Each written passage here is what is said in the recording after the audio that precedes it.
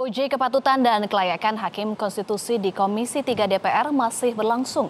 DPR mencari kandidat yang memenuhi kriteria negarawan. Selengkapnya akan disampaikan oleh reporter Nadia Atmaji dari lokasi. Nadia, berapa calon hakim yang sudah menjalani uji kepatutan dan kelayakan? Ya Eva, hingga saat ini sudah ada 4 calon hakim konstitusi yang menjalani uji kepatutan dan kelayakan. Ini artinya masih ada 2 calon hakim konstitusi lagi yang akan menjalaninya pada sore nanti.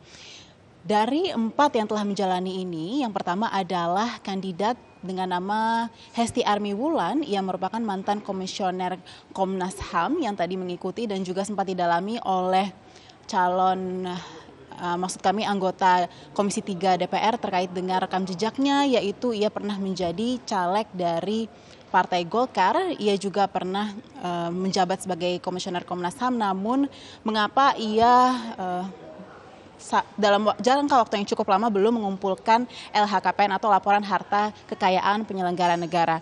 Kemudian yang kedua adalah Aidul Fitri Syade, merupakan mantan Ketua Komisi Yudisial.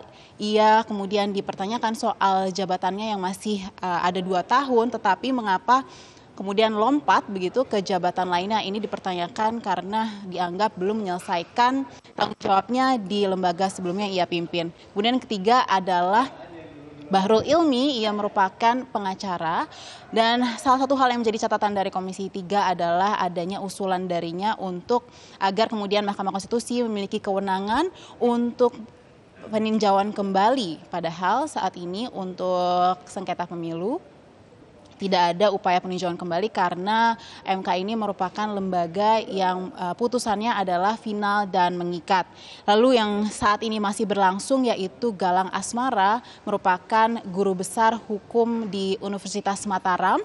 Salah satu yang menjadi yang unik begitu ya dari usulan yang diutarakan oleh Galang ini adalah ketika dipertanyakan oleh anggota fraksi PKS soal besarnya pemilu untuk pencoblosan ulang, besarnya biaya yang diperlukan, kemudian ia mengatakan bahwa ini adalah keniscayaan untuk mengulang kembali pencoblosan jika ditemukan adanya kecurangan dan telah terbukti dan telah diputuskan oleh Mahkamah Konstitusi. Kemudian dia juga sempat menyinggung yang unik adalah bagaimana pemilu ini seharusnya bisa memanfaatkan teknologi.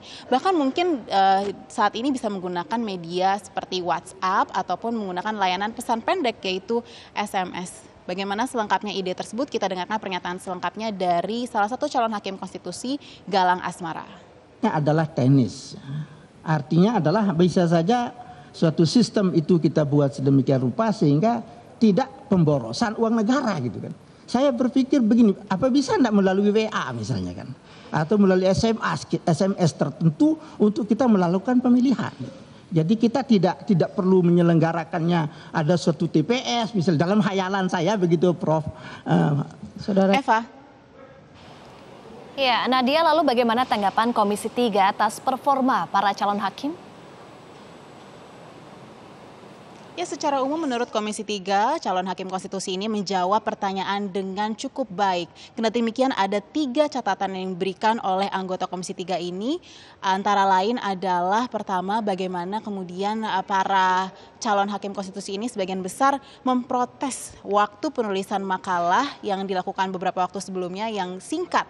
Tetapi seharusnya dengan waktu yang singkat tersebut selama 1 jam menulis makalah, kemudian konten atau substansinya bisa dipastikan bertanggung jawab dan juga sesuai dengan teori yang valid begitu. Karena di dalam seleksi ini ada juga panel ahli yang tadi hadir juga dalam uji kepatutan hari ini. Antara lain ada Haryono, Maria Farida, dan juga Marwara Sihaan yang merupakan mantan hakim konstitusi, serta juga akademisi yaitu Guru Besar Hukum Pidana Universitas Gadjah Mada, Edi O.S. Hyarich.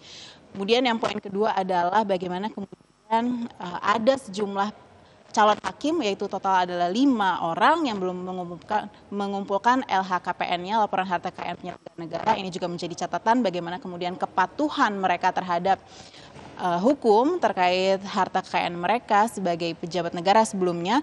Dan juga yang terakhir adalah mencari mereka yang berintegritas karena jabatan ini adalah sebuah jabatan yang tugas serta fungsinya ini cukup berat, mengingat tidak hanya uji materi antara undang-undang terhadap Undang-Undang Dasar 1945 yang merupakan konstitusi Negara Kesatuan Republik Indonesia, tetapi juga sengketa pemilu, mengingat dalam beberapa bulan lagi Indonesia akan menghadapi pemilu serentak, yaitu pada tanggal 17 April mendatang. Ini adalah sebuah tugas yang besar dan mulia bagi calon hakim konstitusi ini untuk menyelesaikan sengketa pemilu. Kita dengarkan pernyataan selengkapnya dari Desmond Mahesa.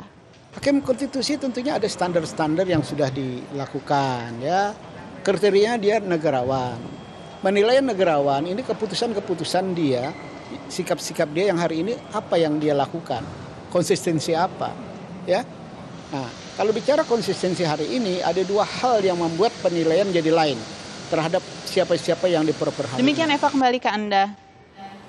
Baik, terima kasih Nadia Atmaji untuk informasi Anda dari Gedung DPR Jakarta.